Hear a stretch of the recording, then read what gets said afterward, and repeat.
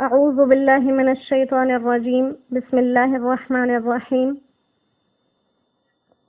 فلا اقسم پس میں قسم کھاتا ہوں بالخنس پیچھے ہٹ جانے والوں کی، الجوار سیدھا چلنے والوں کی، الکنس دبک جانے والوں کی، واللیل اور رات کی، اذا عسعس جب وہ پھیل جائے، والصبح اور صبح کی، اذا تنفس جب وہ سانس لے، انہو بے شک یہ، لقول البتہ کہنا ہے، رسول کریم ایک معزز بھیجے ہوئے کا۔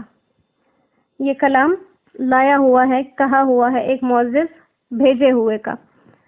ذی قوت جو قوت والا ہے، عند ذی العرش عرش کے مالک کے پاس، مکین اور درجہ پانے والا ہے۔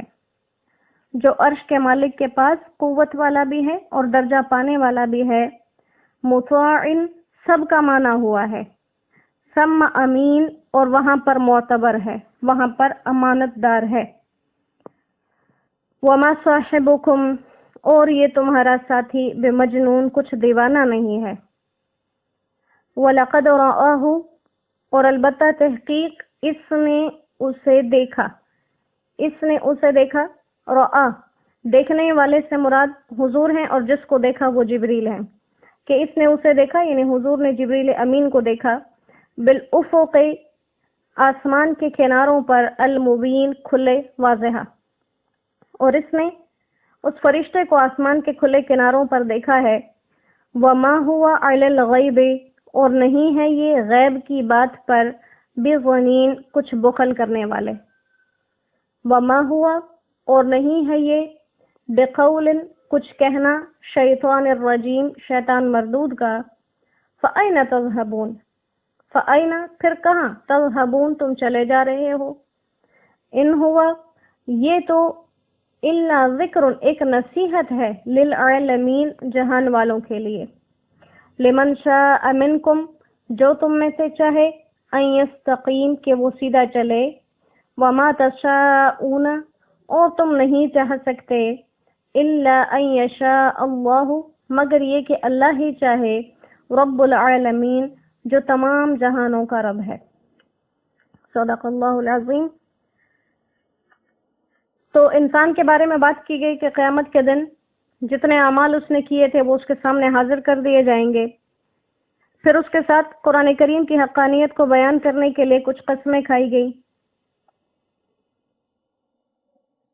ان میں سے پہلی قسم جو کھائی گئی ہے وہ ستاروں کی کھائی گئی ہے، اور یہ جو ستارے ہیں یہ 5 قسم کے ستارے ہیں، 5 ستارے جن کو فلکیات یعنی کہ آسمان کے متعلق جتنی بھی اجسام ہیں ان کے علم میں، علم فلکیات میں ان کو خمسہ متحیرہ کہتے ہیں، خمسہ 5 کو، اور متحیرہ حیران کرنے والے، اور اس لیے ان کو ایسے کہتے ہیں کہ جیسے قرآن میں ان کی حرکتوں کو بیان کیا کہ یہ کبھی پیچھے ہٹ جاتے ہیں، کبھی سیدھا چلتے ہیں، پھر دبک جاتے ہیں، تو ان کی یہ حرکت ایسی ہی ہوتی ہے، کبھی یہ بالکل مشرق سے مغرب کی طرف چلتے ہیں، پھر کبھی یہ واپس مغرب سے مشرق کی طرف چلنے لگتے ہیں۔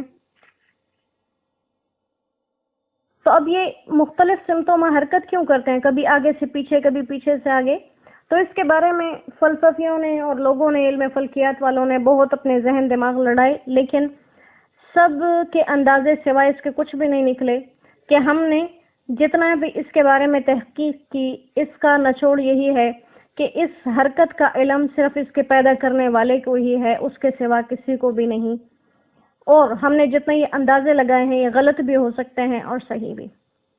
لہذا قرآن کریم کے اندر اللہ سبحانہ و تعالیٰ نے لوگوں کو اس بحث کے اندر نہیں الجھایا، بلکہ اصل مقصد کی طرف توجہ دلائی کہ جیسے اس رب کی ذات ہی جانتی ہے کہ یہ ستارے اس نے بنائے، انسان نہیں جانتا۔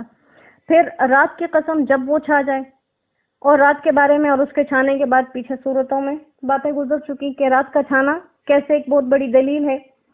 پھر اسی طرح صبح جب وہ نئے سرے سے سانس لے، گویا زندہ ہو جائے، ایک طرح سے رات کے اندھیرے سے نکل آئے، تو ان تمام چیزوں کے اندر ایک نشانی ہے، جیسے ان کا کرنے والا کوئی انسان نہیں ہے، یہ کرنے والی بہت بڑی ذات ہے، اسی طرح سے یہ جو کلام پاک ہے یہ ایک رسول کریم کی پہنچائی ہوئی بات ہے.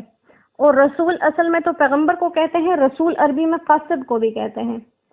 جب ہم کسی کے پاس اپنا کوئی بندہ بھیجتے ہیں کسی بات کے پہنچانے کے لیے، اس کو بھی رسول ہی کہتے ہیں، قاصد.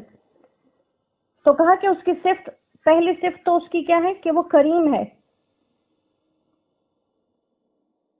پھر اس کی ایک صفت کیا ہے کہ وہ طاقت والا، قوت والا ہے. پھر اس کی اگلی صفت کیا ہے کہ وہ عرش والے کے پاس مطاع ہے. مطاع کیا کہ سارے اس کے جو عرش کے فرشتے ہیں وہ اس کی بات مانتے ہیں. پھر اس کے بعد یہ کہ وہ اللہ کے نزدیک امین بھی ہے. اور امین جو ہوتا ہے وہ امانت کے لانے اور لے جانے میں کسی قسم کی خیانت اور کمی بیشی نہیں کرتا. لہٰذا یہاں پر حضرت جبریل امین کی یہ صفات بیان کی گئی ہیں. تمام علماء کا، زیادہ تر علماء کا اس بات پر اتفاق ہے. کچھ لوگوں نے یہاں اس سے مراد آپ صلی اللہ علیہ وآلہ وسلم کی ذات لی ہے، لیکن بہتر اس کا جو مقصد ہے وہ حضرت جبریل امین ہی بنتے ہیں، کیونکہ آگے بات بھی یہ کی جا رہی ہے کہ انہوں نے ان کو دیکھا. تو اب ایک طرف بات حضرت جبریل کی ہوئی کہ وہ فرشتے وہی لانے والے، اور پھر آگے سے بات آپ صلی اللہ علیہ وآلہ وسلم کی ہوئی کہ یہ جو لانے والے ہیں ان کی طاقت میں، ان کی قوت میں، ان کی امانت میں کسی قسم کا کوئی شک و شبہ نہیں. اور پھر جس ذات پر لائے ہیں وہ بھی کچھ مجنون یا دیوانہ نہیں ہے جو اس میں اپنی طرف سے کمی بیشی کر دے. اور ایسا نہیں کہ یہ فرشتہ انجان ہے، ان کو زندگی میں کبھی دیکھا نہیں. یہ ایک ایسا فرشتہ ہے جن سے ان کی ملاقات ہوتی رہتی ہے، ان کے دیکھے بھالے فرشتے ہیں اور ان کے ساتھ ان کی ملاقاتیں ہیں. لہذا یہاں پر قرآن کے لانے والے میں بھی کوئی نقص نہیں اور جس پر بھیجا گیا اس میں بھی کوئی نقص نہیں. پھر کہا کہ وہ مطاع ہے. مطاع یعنی کہ لوگ ان کی بات مانتے ہیں. تو یہ بات کیسے مانی گئی؟ اس کا اندازہ تب ہوا جب آپ جبریل امین آپ صلی اللہ علیہ وآلہ وسلم کو لے کر معراج کی رات آسمان پر گئے اور وہاں پر دروازہ کھلوانے کا ارادہ کیا. تو دروازہ کھولنے والے فرشتوں نے ان کے لیے دروازہ کھولا. اگر وہ کوئی ایسے فرشتے ہوتے جن کی وقت اور اہمیت نہ ہوتی تو آسمان کے دروازے نہ کھولے جاتے. اور امین ہونا تو ظاہر ہے کہ وہ پورا یہ قرآن اللہ کے حکم سے آپ کے سینے پر لے کر آئے. تو یہاں پر یہ بات کہہ دی کہ لانے والا بھی اتنی خوبیوں کا مالک جس پر آیا اور جس پر پیغام بھیجا گیا ان کے اندر بھی کوئی کمی، کوئی نقص نہیں ہے جس کی وجہ سے انسان کہے کہ لانے والے کے اندر تو طاقت تھی لیکن جس پر آیا وہ کچھ کمزور تھا. تو کہا کہ ایسا بھی نہیں. اور دوسری بات وَمَا هُوَ عَلَى الْغَيْبِ بِضَنِينٍ، جس تک یہ غیب کی باتیں پہنچی ہیں وہ غیب کی باتیں چھپاتے بھی نہیں، اس میں بخل بھی نہیں کرتے. جیسے انسان کی عادت ہے اگر اسے پتہ چلے کہ اس بات سے انسان جنت میں پہنچ سکتا ہے تو پہلا انسان کا کیا پہلی سوچ کیا ہو کہ میں خود تو ان پہ عمل کر لوں تاکہ جنت میں چلا جاؤں اور دوسروں کو نہ بتاؤں، کیونکہ دوسرے جنت میں جائیں یا نہ جائیں وہ اس سے مجھے فرق نہیں پڑتا. تو کہا وہ ایسی شان والے نبی نہیں ہیں، بلکہ جتنی باتیں ان کو اللہ کی طرف سے بتائی گئیں وہ کھول کھول کر واضح بیان کرنے والے ہیں ہر اس چیز کو. اور ہم دیکھتے ہیں احادیث مبارکہ کے اندر، قرآن پاک کے اندر کہ کوئی آیت، کوئی مقصد چھپا کے نہیں رکھا، ہر ایک چیز کو کھول کھول کے بیان کیا. تو کہا وہ غیب کی بات بتانے پر بخل کرنے والے نہیں، اور یہی ان کا منصب رسالت تھا. کیونکہ قرآن کریم کے اندر اللہ سبحانہ و تعالیٰ نے ان سے یہ بات کہی کہ جو احکامات اب تک پہنچتے ہیں اگر آپ ان میں کمی بیشی کرنے والے ہوں فما بلغت رسالتہ، تو گویا آپ نے اپنے پیغمبر ہونے کے مقصد کو پورا ادا نہیں کیا. لہٰذا ایسا بھی نہیں کہ وہ قرآن کے علم پہنچانے میں بخل کرتے ہوں. اور کہا کہ یہ کسی شیطان مردود کی کہی ہوئی بات یا اس کا کئی کلام نہیں ہے، لہٰذا اس سے تم شک و شبے میں نہ پڑو. تو اتنی واضح نشانیوں کے بعد جب اللہ نے بتا دیا قیامت کیسے لاؤں گا، آسمان کو کیسے بنایا ہے، رات کو کیسے بنایا، قرآن کے اتارنے کے لیے کیا ترتیب رکھی، ان تمام چیزوں کے بعد فَأَيْنَ تَذْهَبُونَ، تم کہاں چلے جا رہے ہو؟ ہونا تو یہ چاہیے عقل مند کے لیے تو ایک اشارہ بھی کافی ہے، تو اللہ نے تو سب کھول کے بیان کر دیا، اس کے بعد تم کہاں چلے جا رہے ہو؟ اور کہا یہ قرآن کوئی ہاتھ سے پکڑ کر راستے پر چلانے والی کتاب نہیں، یہ ایک نصیحت ہے جہان والوں کے لیے۔ اور نصیحت کس چیز پر، کس انسان پر اثر کرے گی؟ جو خود اپنے اندر یہ جذبہ رکھے کہ اسے سیدھا چلنا ہے۔ جو انسان خود سیدھے رستوں پر چلنا چاہے، اللہ سبحانہ و تعالیٰ اس کے لیے راستے آسان کر دیتے ہیں۔ جو خود ٹیڑھی راستے تلاش کرنا چاہے اور کجیاں تلاش کرنا چاہے، انہیں سیدھے راستے نہیں ملتے۔ تو کہا جو تم میں سے سیدھا چلنا چاہے اس کے لیے یہ نصیحت کا کام کرے، اور کہا کہ تم میں سے سیدھا چلنے کی خواہش بھی وہی لوگ کر سکتے ہیں جن کے لیے اللہ چاہے۔ اور یہ بہت بڑی بات ہے کہ تم کچھ نہیں چاہ سکتے جب تک اللہ نہ چاہے۔ ایک انسان چاہے کہ وہ نیک ہو جائے، لیکن اللہ کا ارادہ نہ ہو اس کے نیک بننے کا، تو وہ انسان نہیں بن سکتا۔ تو یہ بہت خوفناک آیت ہے، یہ بہت خوفناک آیت ہے۔ ایک انسان نماز پڑھنا چاہے، اللہ نہ چاہے یہ میرے سامنے آئے، وہ انسان نہیں جا سکتا۔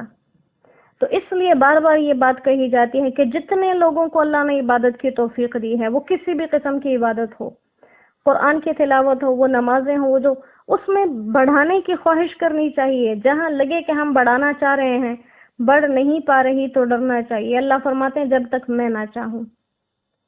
تو اس بات کو سوچنا چاہیے کہ ہم اللہ کو اتنے پسند نہیں ہیں کہ وہ ہم سے اپنی نیکی کے کام کروا لے۔ اللہ کو ہم سے اتنی محبت نہیں ہے کہ ہم وہ کام کریں جن سے وہ ہم سے راضی ہوتا ہے۔ یہ ہماری خواہش کے باوجود پیچھے رہ جانا، یہ اس آیت کے اندر بتا دیا۔ وَمَا تَشَاءُونَ، تمہارے چاہنے سے کچھ نہیں ہوتا جب تک اللہ نہ چاہے۔ تو اس ڈر اور اس خوف کے اندر ہم اپنی زندگی گزاریں۔ مومن کی زندگی ہمیشہ دو چیزوں کے درمیان ہونی چاہیے۔ حدیث مبارکہ کا مفہوم ہے کہ اس کی زندگی ہمیشہ ڈر، خوف اور امید کے درمیان گزرنی چاہیے۔ اسے اللہ سے بخشش کی امید ہو، اسے اپنے اعمال کا ڈر ہو۔